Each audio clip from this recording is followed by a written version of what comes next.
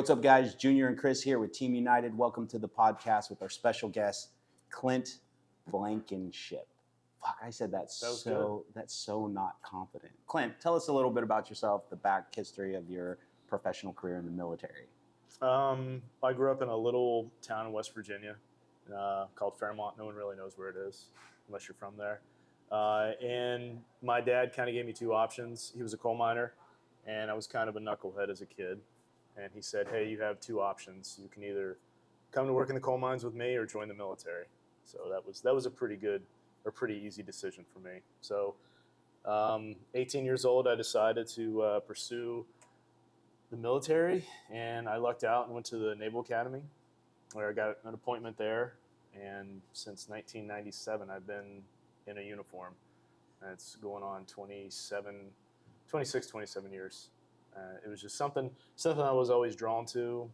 As a kid, I loved to play war. I remember with my buddies, figuring out how to outflank our friends that are somewhere and devising all these little plans and shooting BB guns at each other that kids probably shouldn't do. Yeah, fair enough. We did back then, but no, it was always something that I wanted to do. I just needed a little bit of push in that direction. And that either coal mining or military was that push where you're like, Yeah, and don't get me wrong, coal mining was a great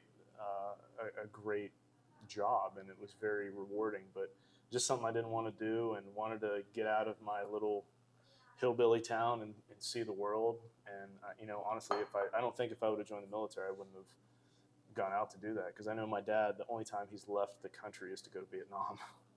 Right, I read on the bio that your dad took a tour out there in the Marine Corps, correct? Mm-hmm. Why not the Marine Corps? Why the Navy?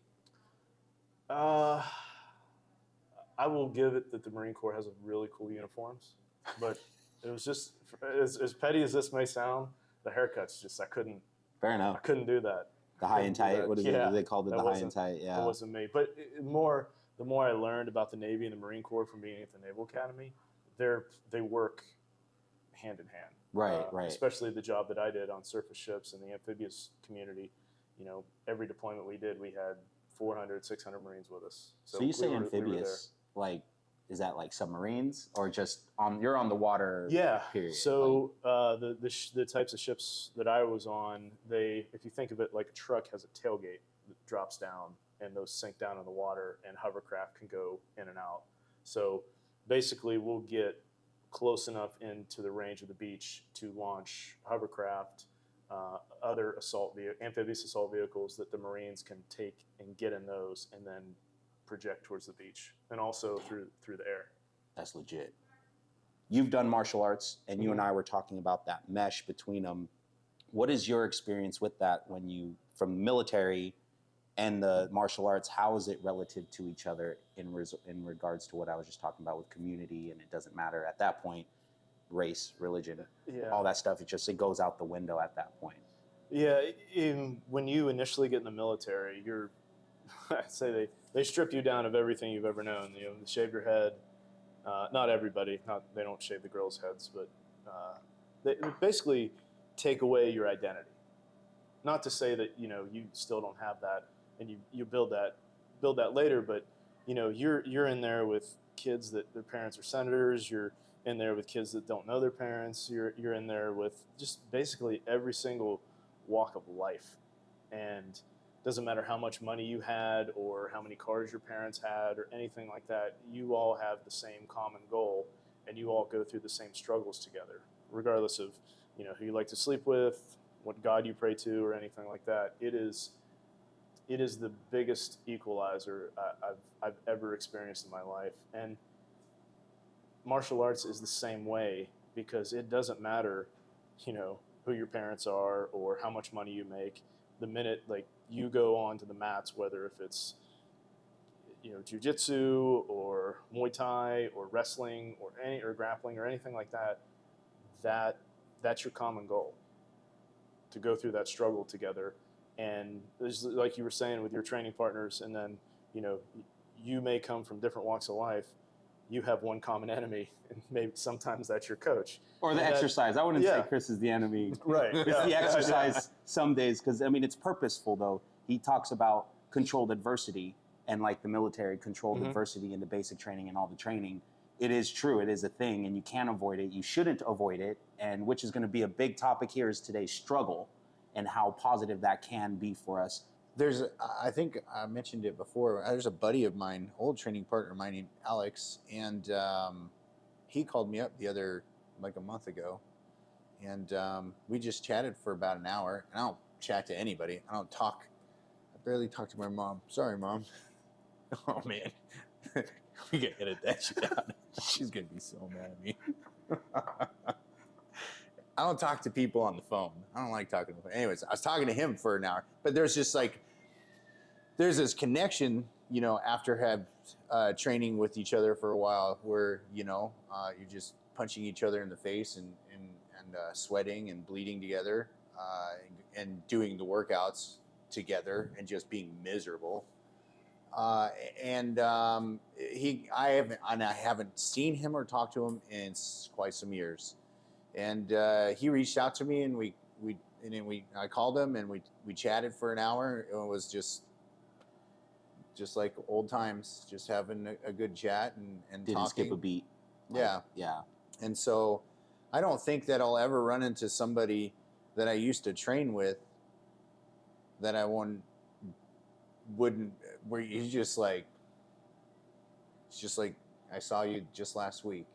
You're just kind of just hanging out, I don't know if it's just something weird about two human beings that endure struggle together. I don't know if it's just natural. That's just the way life allows people to connect. Well, it definitely binds you. Yeah, for sure. It's like, is that just, we talked about it, like a word doesn't even have to be spoken to generate a bond. Like grappling with someone, I was talking to, when we were talking that Wednesday, like there's times where I would grapple with someone a couple rounds and you can just tell about somebody through that. Like you can see a lot depending on how hard those rounds were. You can definitely tell. I don't know if that's just natural. Just life is like, yeah, here's another way to connect. Go through some bullshit together. Yeah. You guys will get to know each other. There's probably a psychologist or somebody that knows a lot Somebody better. way above us. Yeah, but it's usually, like you said, you go through the suck together, and you see somebody, whether you're going through a difficult scenario with them in deployment or whatever, or if you're grappling with somebody, at that point you see someone's vulnerability and they see yours. It's just almost like it's open kimono. You see that's what you get, and you see what type of person they are really. And I think that creates the bond with somebody because they know, like they know you, like legitimately. Because right. People, once you're put through adversity, that's kind of when you can tell what type of person they are. And I think that's where you develop the trust. Yeah, fair enough. Makes a lot of sense. I do think, you talked about tribe and community. Yeah, me and Chris, we talk about that a lot. And that's the military is the exact same way, much like it is with your gym. You might have probably how this whole podcast came together. If you need somebody to do something, there's probably somebody in there that knows somebody that can help out. Whether you're someone's walking around in there bitching about their AC going out. Right. Like, hey, my dad is an HVAC guy. Oh yeah, let me hook you up. I can't remember any of the stories, but that's 100% true. Just the other week, somebody was saying something about something, and so jumped right in. It's like, oh, I can actually do that, or what? I can't even remember the details, but that happens in the gym all the time. It's so awesome. You are right, it goes beyond the gym, right? Like all of this stuff, the relationship goes beyond the gym, and it goes outside of the gym to where it gets in that good, positive community, because there is toxic communities, and we talked about toxic people and trying to make sure that we have healthy communities, because you even mentioned on the phone conversation that there's like not so healthy communities out there. What is your do you have like a life philosophy of struggle and how you put it in your life, value-wise, of how it helps you? I think we all have a universal language of how it helps, but more specific towards you. I just have this phrase in my head, and it's just, for lack of a better, it's just do hard shit. Like, Fair enough. Like today, I put on a 50-pound backpack and went for a walk for an hour. And, people kind of look at me like there was this one guy that was smoking on the corner, like looked at me kind of funny, and I gave him the exact same look he was looking at me. Like, oh, okay, good job, buddy. Keep it up. Doing well there. But I mean, when I'm doing that stuff, You sure that wasn't me? Hopefully, no, it was not you. It looked like it was about 4 of you. Damn, that's a big dude. Yeah, he was. He wasn't catching me, even with a 50-pound backpack on. But I do think, you do those things where either, you get up early in the morning to work out. That, for me, I do that just so I can get that done. I can check that off my list for the day. And if there's anything that I need to get done before everyone else is awake, while it's still dark out, go for a weighted walk or something like that. That's over and done with, and I'm free to do whatever I want the rest of the day, and that sometimes will be the hardest part of my day. So I try to front load the hard things, whether if it's like hopping in a bucket of ice or doing a weighted run or a workout. I try to get that done so I can appreciate when I'm sitting on the couch at the end of the day, relaxing. I'm like, You have okay. that comparison or accomplishment.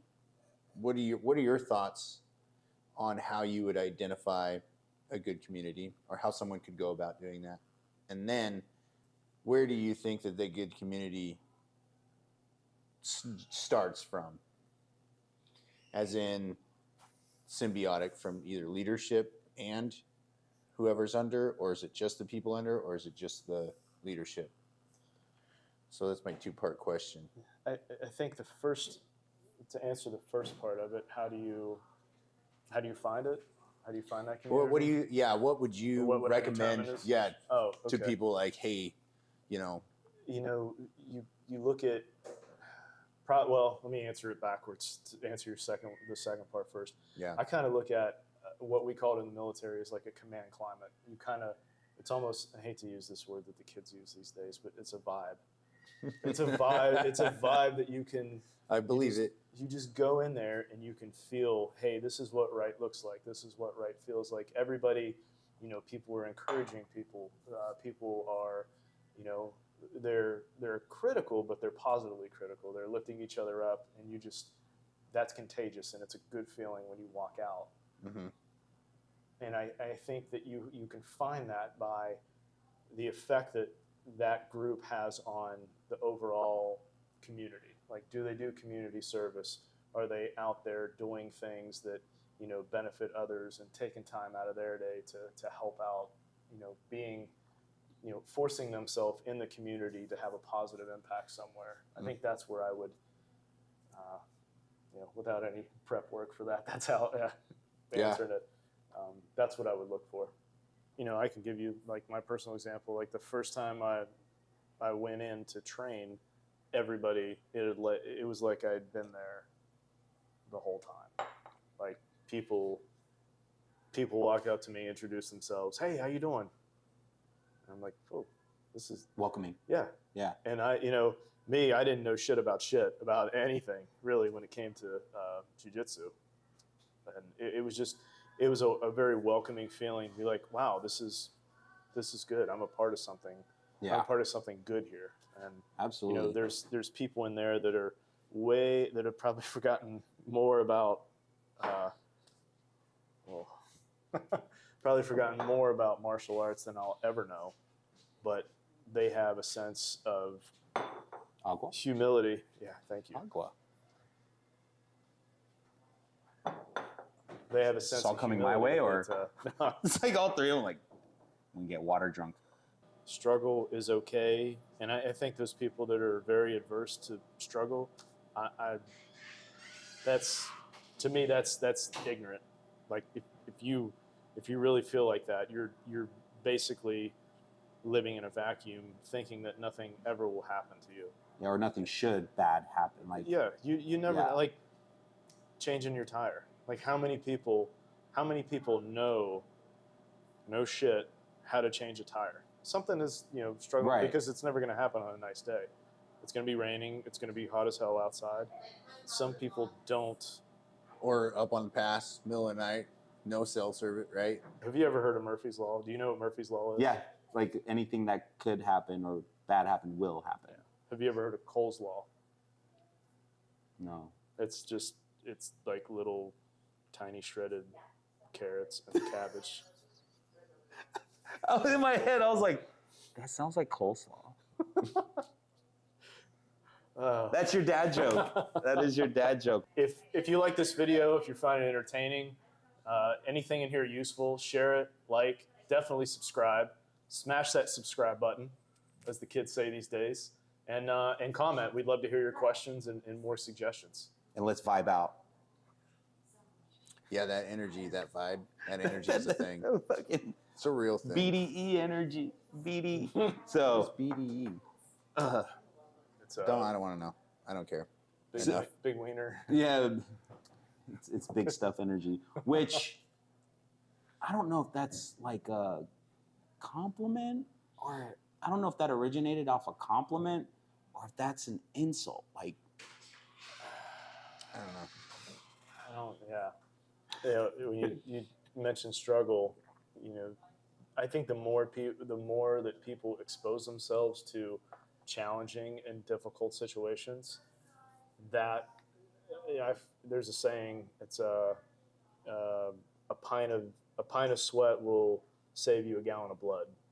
So when something happens, it's not going to be for the first time because you've already kind of introduced yourself to that. Whether if it's adversity, a challenge, a struggle, anything like that, your brain doesn't have to, take a second and say, "Oh shit, is this one of those flight things? Is it a fight, freeze response?" You've gone through it, so it's, you remember how to react. So all you have to do is react. So I think if people did more of those little adversity, struggle things every day in their life, that it wouldn't be the first time that they get punched in the gut with something. yeah, that can be figuratively or literally. Can you desensitize your body from like pain, like getting kicked in the leg? Can you desensitize your legs, like your shins, your knuckles, your elbows? Can you desensitize that? Is that a thing? Yeah. You can. Yeah. Like to where, like, is it just? Do you know? You just we call it conditioning. Is there certain body parts where people say that there is, but there really isn't? Because I heard shins, there is no conditioning for shins. You just learn how to deal with the pain. Is that like a true thing? I mean, I can't speak across the board for everybody, just myself. I think I don't think. For myself, it was a matter of learning to just discipline that emotion, the owie. I remember a long time ago when I first started, actually, so memory just popped into my head. It's crazy. But I do remember when I first started, coach 109s, 110s on the bag. And then, at first I could just kick the shit out of the bag. But after doing that every day, a couple weeks in, I could just barely touch the bag with my shin, but I still had to get my 100 in. And I was just, building up callus, building up, calcium deposits, so to speak, on your shin, right? And so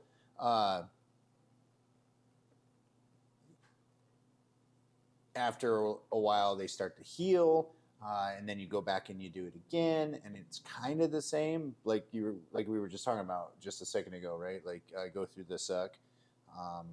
And you're gonna have to do it again, but you're not starting from zero. You're starting from a place where you already went to a certain level, and now you're starting at this level instead of over here where you really began from zero.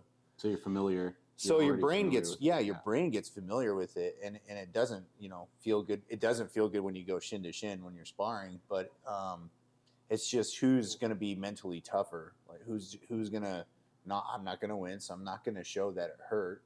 Because I don't want you kicking me back again in my shin, In fact, if I bump your shin or you check my kick, I'm going to kick you again because I want you to know it's always mental.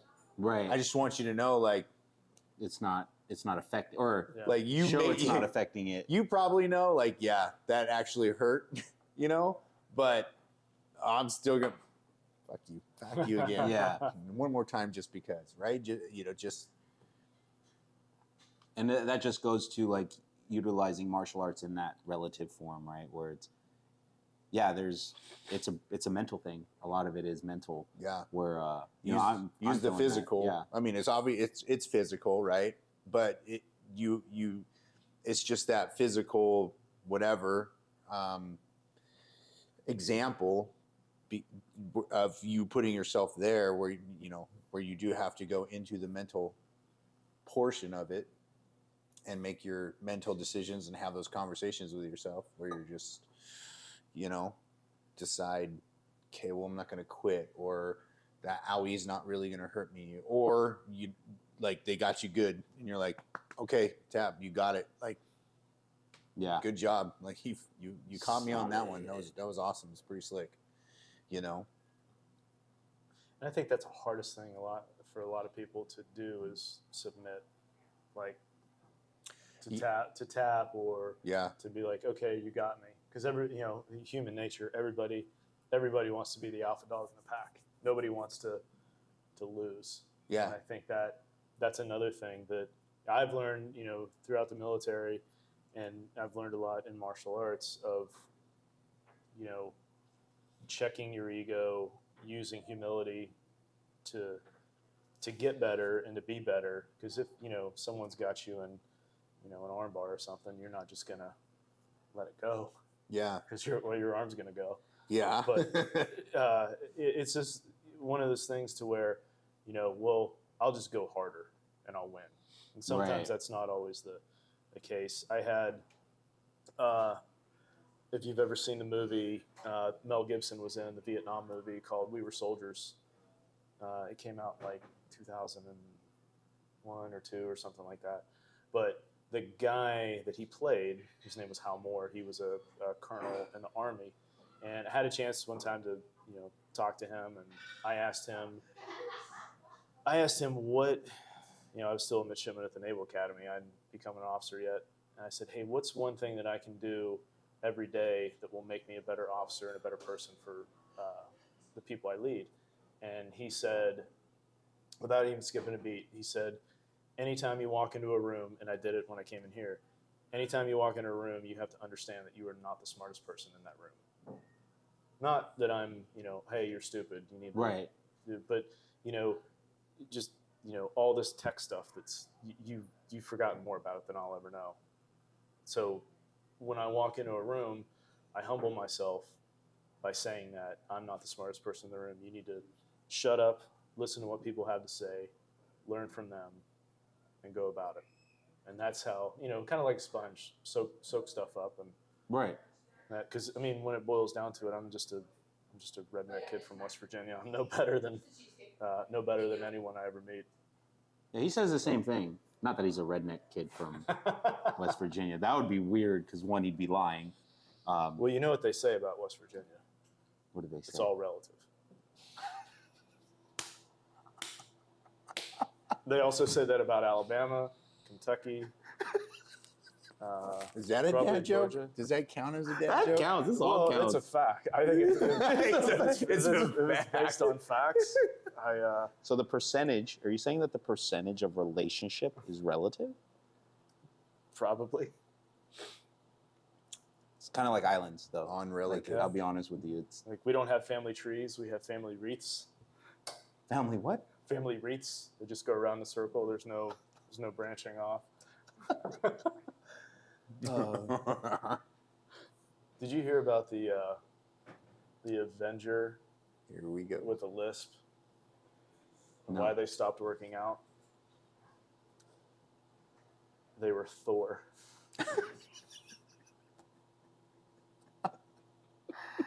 Oh my God. Do you know why Snoop Dogg carries an umbrella? Why? Fell drizzle. I told you I thought a whole bunch of them when I was working out today. Kim wants to laugh. Oh, you know what? We have a mic for Kim. We have 4 mics. Would you like a mic? Not this time or ever. One point you're gonna have to get. You're gonna have to get. I one. tried those out on my middle son.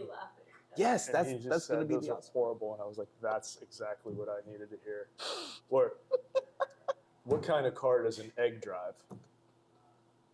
What? A Volkswagen.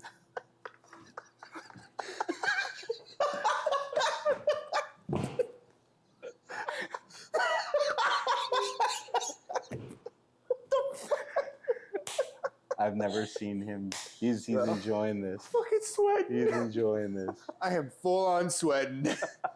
All right, everybody. Thank you so much for viewing this. Again, if this brings any value, if you enjoyed the content, please make sure you like, subscribe, turn on your notifications so you can definitely see more dad jokes. Those are good dad jokes, by the way. Yeah, all right.